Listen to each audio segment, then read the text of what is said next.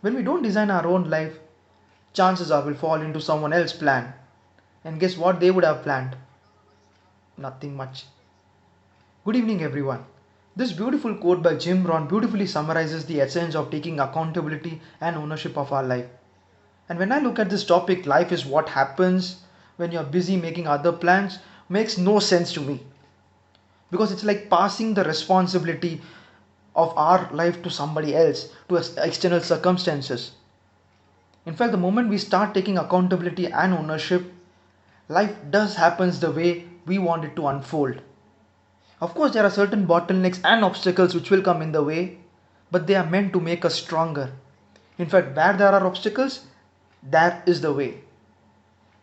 In fact, I remember how my father, when he came from village to city in search of better opportunities, he was driven by this beautiful purpose to give me the best education, the best opportunities, which he did not get in his hometown. He was driven by this persistence. He had that strong why of taking charge of his own life. They say that persistence and purpose, they are like that fuel which drives human motivation.